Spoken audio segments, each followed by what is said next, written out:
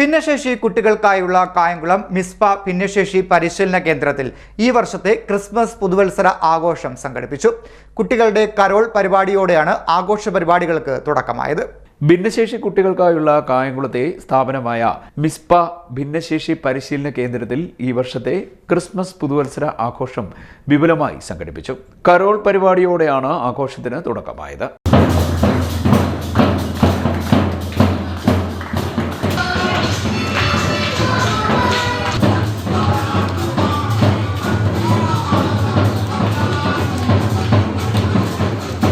Mizpah director pastor Saji baby അധ്യക്ഷത വഹിച്ചു. Principal ശോഭ സതീഷ് സ്വാഗതം പറഞ്ഞു. ഷാജി വർഗീസ്, ഫിന്നി ഡാനിയൽ, ആശിഷ് ബേബി വർഗീസ് എന്നിവർ വിശിഷ്ടാതിഥികളായി പങ്കെടുത്തു. വന്ന് സത്യത്തിൽ കണ്ടപ്പോഴാണ് എനിക്ക് ഞാൻ നേരത്തെ ഇവിടെ വന്നിട്ടില്ലെങ്കിലും അനേകം വിഷയങ്ങൾ അറിയാം, ഇവിടുത്തെ വിഷയങ്ങളൊക്കെ അറിയാം.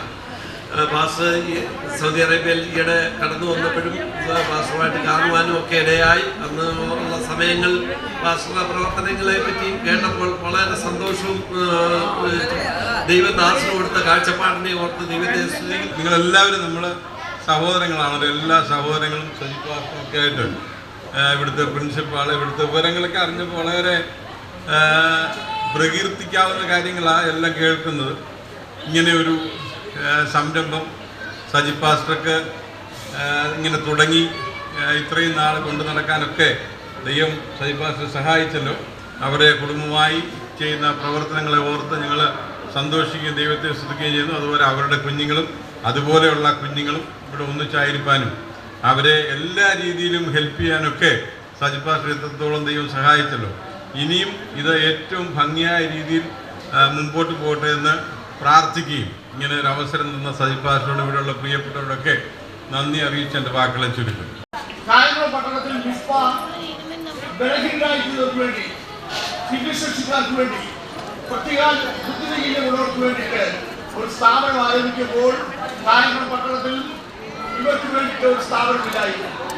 കായംകുളം മുനിസിപ്പാലിറ്റിയുടെ 50 കിലോമീറ്റർ ചുറ്റളവിൽ ഏതാണ്ട് 1000-ലധികം ബുദ്ധിമാന്യമുള്ള കുഞ്ഞുങ്ങൾ പാർക്കുന്നുണ്ട്. അവരൊക്കെ അൺകെയർഡാണ്, അല്ലെങ്കിൽ അവരെ ആരും സംരക്ഷിക്കുവാനില്ലായിരുന്നു. അവർക്ക് വേണ്ടി ആദ്യമായിട്ട് ഞാൻ ഒരു സ്ഥാപനം ആരംഭിക്കുവാനിടയായി. തുടർന്ന് കുട്ടികളുടെ ഗാനാലാപനം, ഗ്രൂപ്പ് ഡാൻസ്, ഗ്രൂപ്പ് സോങ്, അധ്യാപകരുടെ ഗ്രൂപ്പ് ഡാൻസ്, സിംഗിൾ ഡാൻസ്, സമ്മാന വിതരണം, ബെസ്റ്റ് ഫ്രണ്ടിനെ തെരഞ്ഞെടുത്ത് സമ്മാന വിതരണം എന്നിവ നടന്നു. തുടർന്ന് ഭക്ഷണ വിതരണത്തോടെ ആഘോഷ പരിപാടികൾ സമാപിച്ചു.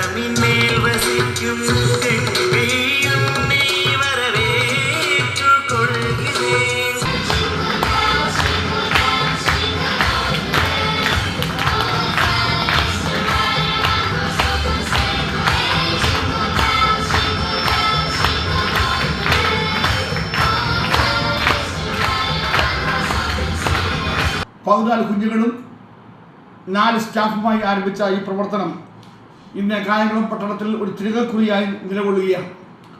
ഇന്ന് ഏതാണ്ട് 122 കുഞ്ഞുങ്ങൾ ഇവിടെ അഭ്യസനം നടത്തുന്നു.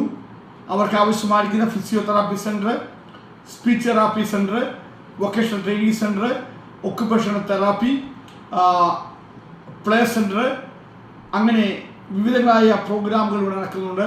ക്ലാസ്സുകൾ കൂടാതെ തന്നെ അവർക്ക് വേണ്ടി വിവിധങ്ങളായ അവരുടെ അഭിരുചിക്കനുസരിച്ചുള്ള പ്രോഗ്രാമുകൾ ഇവിടെ നടത്തുന്നുണ്ട്. ഓരോ കുഞ്ഞുങ്ങളിലുമുള്ള കഴിവുകളെ കണ്ടെത്തി അവർ താലന്തുകൾ മനസ്സിലാക്കി അവരെ ആ രീതിയിൽ പഠിപ്പിക്കുവാൻ ഞങ്ങൾ വേണ്ട ക്രമീകരണങ്ങളെല്ലാം ചെയ്തിരിക്കുന്നു. CDNet news Kayamkulam.